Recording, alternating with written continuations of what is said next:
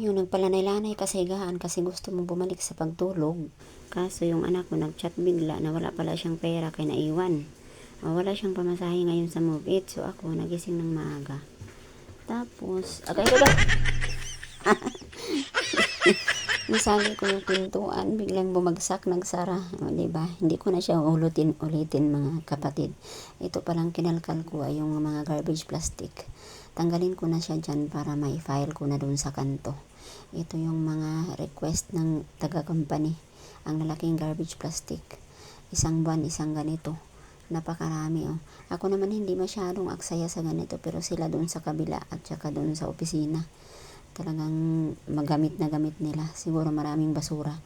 Marami din kasing empleyado kaya ayan, kailangan talaga umaga, gabi. Ganyan yung lalagyan. Ayan, napakarami nito guys. Ang bigat pa. Tinanggal ko na siya sa plastic. Tapos ngayon, ang gagawin ko ito na naman magtapon. Sabi ko, sayang hindi ko na videohan yung isa. Dalawa ito, nakasealed pa. Pero, expired na. O, diba? Yan, kanya-kanyang tago. Kanya-kanya din na hindi na malaman na expire na pala. Sabi ko, sayang lang. Itapon ang gatas. Kaso hindi naman pwedeng inumin kasi expire na nga. Tapos ito pa, tubig. Tingnan ko, nakasealed pa yung iba. Sabi ko, ayoko din itapon talaga yung may mga laman. No? Ugali ko na rin talaga ng magtapon ng basura.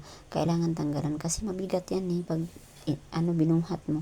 Mas okay yung wala ng laman. Tapos yung tatlo tinago ko kasi wala pa namang bawas. Tsaka nakasilid pa talaga yung mga takip. Tapos nag-init ako ng gulay at kumain ako. Yung sabaw ko kahapon, ininit ko.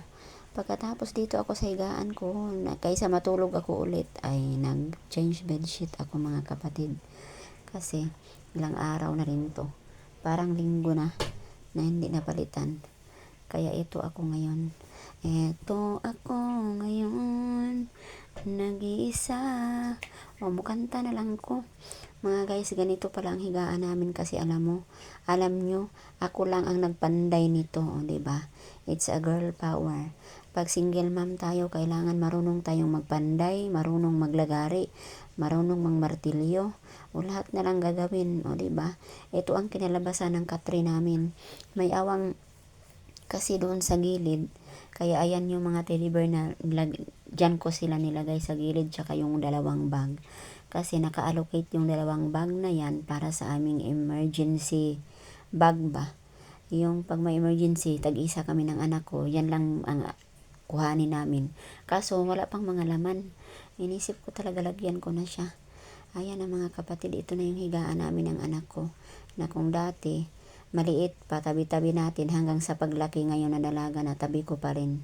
Minsan nag-aaway kaming dalawa kung sino yung doon sa gilid. O siya, tapos na ang aking pag-change beddings. Maulan pa rin kaya ingat tayong lahat.